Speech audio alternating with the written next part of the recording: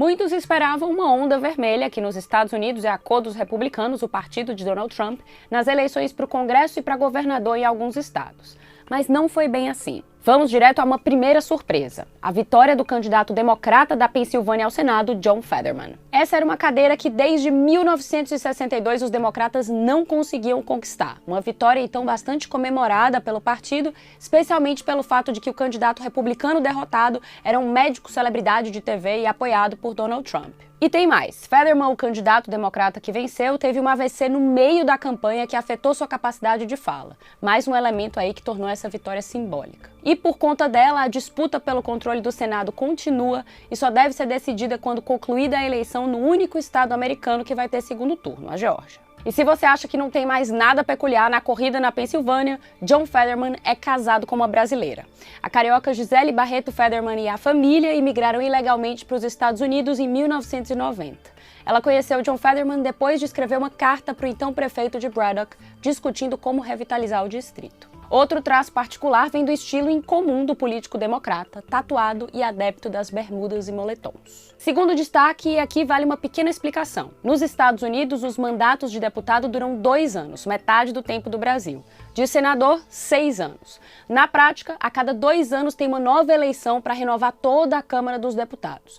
A eleição presidencial coincide com uma dessas ondas e no meio do mandato presidencial, ou seja, 2 anos depois, acontece uma nova leva de renovações. Por isso o termo midterm elections, eleições do meio de mandato. O que é importante ter em mente aqui é que, com frequência, a oposição ganha controle do Congresso nessas midterm elections.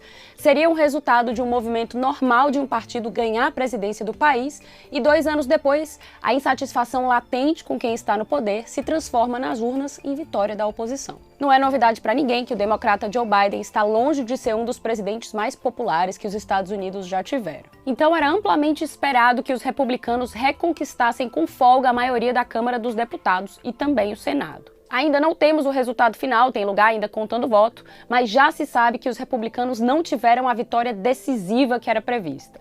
Na Câmara, as projeções indicam uma pequena maioria republicana. No Senado, é possível que a disputa só seja definida em dezembro no único estado que terá segundo turno para senador, a Geórgia. Isso significa que o partido de Joe Biden não está tão enfraquecido assim e que o Partido Republicano, que tem em Trump um possível candidato em 2024, não está tão forte quanto se esperava. Terceiro destaque, esse resultado é visto como uma derrota relativa de Trump. Por quê? Porque nesses 2 anos em que ele está fora da presidência, ele reforçou o controle sobre o Partido Republicano. Por exemplo, emplacando candidatos aliados, que acabaram com resultados inferiores ao esperado nas urnas. É o grupo que está sendo chamado de republicanos mega, em referência ao slogan de Trump, Make America Great Again, algo como Faça a América Grande de Novo. Representa uma ala, por exemplo, que repete denúncias sem prova de Trump de que houve fraude nas eleições presidenciais. Quarto destaque, que não chegou a ser uma grande surpresa, a reeleição do governador republicano Ron DeSantis na Flórida. Ele vem sendo chamado de Trump 2.0 e considerado um possível candidato republicano à presidência em 2024. Esse possível movimento o colocou na mira de Trump, que declarou que DeSantis estaria cometendo um erro a se candidatar à Casa Branca. Pouco antes da esperada vitória de DeSantis, Trump disse à emissora Fox News: "Não sei se ele vai se apresentar como candidato. Acho que se ele concorrer pode se prejudicar muito. Eu realmente acho que ele pode se prejudicar muito. Não acho que seja bom para o partido." DeSantis expressa visões bastante exploradas por Trump, como a defesa de políticas contra a imigração, e ganhou projeção nacional com sua oposição aos controles impostos durante a pandemia de Covid-19. Além disso, tem fortes opiniões em temas como gênero e aborto, que parecem ter tido eco no eleitorado. Quinto destaque, Miami virou vermelha. Lembrando aqui que vermelho nada tem a ver com o PT ou com a esquerda. Vermelho é a cor republicana e o que vimos foi um condado, Miami-Dade, que tradicionalmente era o reduto democrata dentro de uma Flórida republicana, votar nos republicanos. A maioria dos eleitores de Miami votou na reeleição do republicano Ron DeSantis para governador, na reeleição do republicano Marco Rubio para o Senado e na reeleição da candidata republicana de origem cubana, Maria Elvira Salazar, como deputada. E isso é uma péssima notícia para os democratas. 70% da população do condado de Miami tem origem na América Latina.